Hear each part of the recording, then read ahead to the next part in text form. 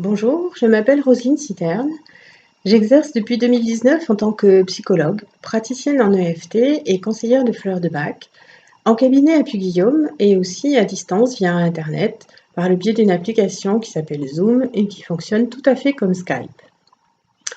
Dans cette vidéo, je vais vous présenter l'EFT, Emotional Freedom Technique, ou en français technique de libération des émotions. Développée à partir des travaux de Roger Callahan et Gary Gregg dans les années 90, l'EFT est une technique avec une méthodologie précise, des études de cas et des protocoles sans cesse affinés. Elle fait partie de la famille des techniques psycho-énergétiques.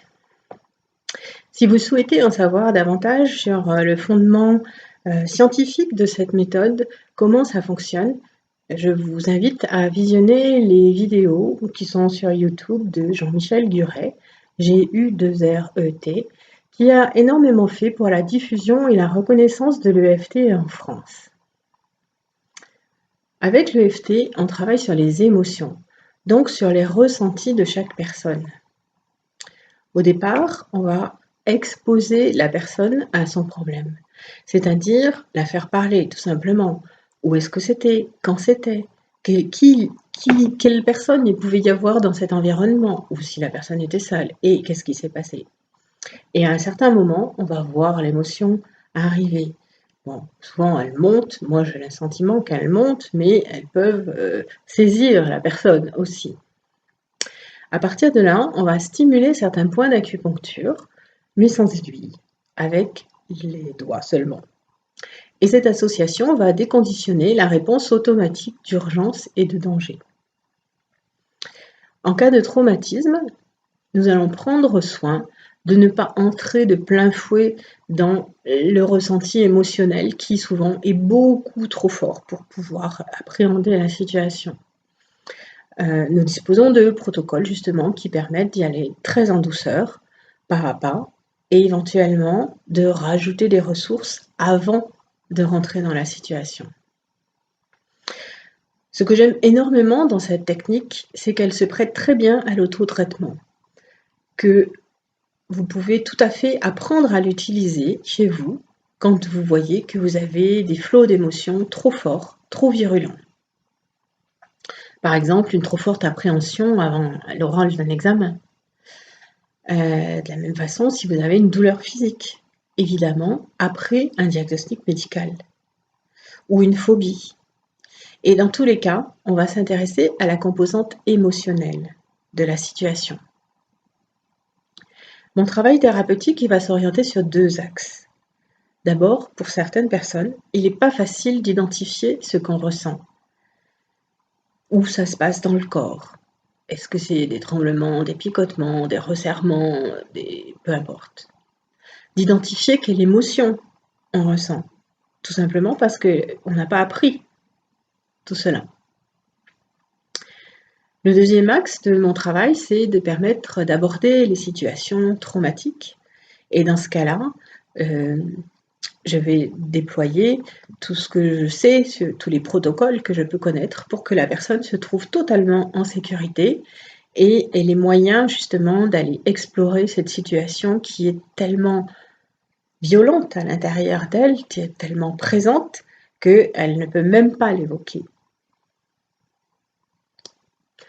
Pour le moment, ce que je vous propose, c'est de détailler la base de cette technique, c'est-à-dire vous montrer les différents points et vous déployer le protocole de base.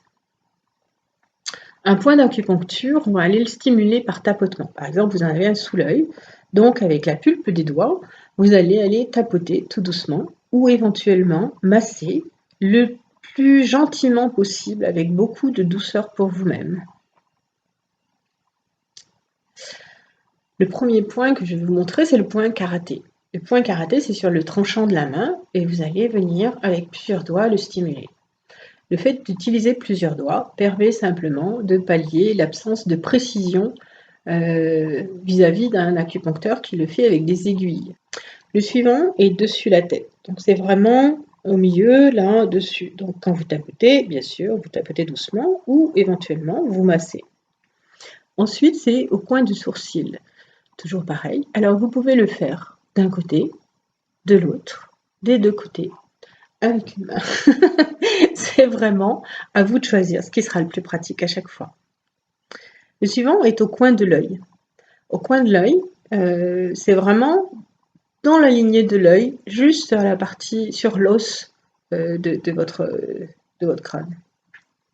Ensuite, vous allez sous l'œil, sous le nez, donc vraiment sur la barre au milieu, sous le menton, là, dans le creux. Moi, je trouve plus pratique de le faire avec le tranchant des doigts, mais vous pouvez toujours le faire comme ça. L'important, c'est que ça ne soit pas douloureux. C'est pour ça que moi, je préfère sur l'encoin, parce que dans l'autre sens, mes ongles me dérangent. Le point suivant est à la jonction, enfin pas jonction, mais à la fin de la clavicule. Les clavicules sont deux os qui sont en travers, là, et vous allez, quand vous vous rapprochez du centre, vous allez les trouver ici. Donc là, vous pouvez tapoter d'un côté, des deux, toujours pareil. Le suivant va être sous les seins. Sous les seins, c'est vraiment au niveau du mamelon. Pour les femmes, c'est très pratique. En général, c'est au niveau du soutien-gorge. Donc là, pareil, vous allez tapoter ou masser. Et le dernier, sous les seins. Voilà, tous ces points constituent ce qu'on appelle une ronde et la ronde du corps. Vous pouvez aussi le faire sur la main et ça marche tout aussi bien. Sur la main, vous allez venir stimuler l'angle extérieur, l'angle extérieur de votre ongle. Donc soit en pressant plusieurs fois ou en massant doucement votre doigt. Et vous allez le faire sur tous les doigts, de la même façon que vous avez fait une ronde sur le corps. Et si, vous pouvez évidemment le faire sur l'autre main, indifféremment, ce qui est le plus pratique pour vous. Les rondes sur les doigts, c'est très pratique quand vous êtes en public. Parce que c'est rare que vous voyez quelqu'un en train de se tapoter en public. Par contre, sur les doigts, ça ne se voit pas du tout et ça va vous permettre d'apaiser l'émotion, de faire redescendre la vapeur avant que tout explose, que ce soit de la peur, de la tristesse, de la colère ou de la culpabilité, peu importe l'émotion qui est là, ce travail-là va vous permettre de pouvoir continuer à rester en public ou éventuellement, justement, trouver les ressources suffisantes pour sortir. Le protocole de base. Le premier élément, c'est d'être dans la situation, d'activer l'émotion. Donc, vous allez vous remémorer la situation où vous êtes dedans, vous sentez que l'émotion est là. Vous mettez sur pause et vous essayez d'évaluer votre degré d'inconfort ou de souffrance sur une échelle de 0 à 10, 10 étant le maximum d'inconfort ou de souffrance que vous ressentez.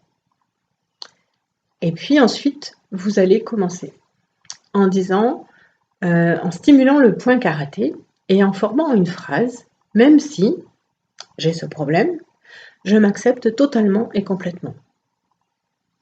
Si on prend l'exemple de quelqu'un qui a des difficultés à parler en public, ça pourrait donner, même si je n'arrive vraiment pas à parler en public, je m'accepte totalement et complètement. Même si je perds tous mes moyens quand je dois parler en public, je m'accepte totalement et complètement.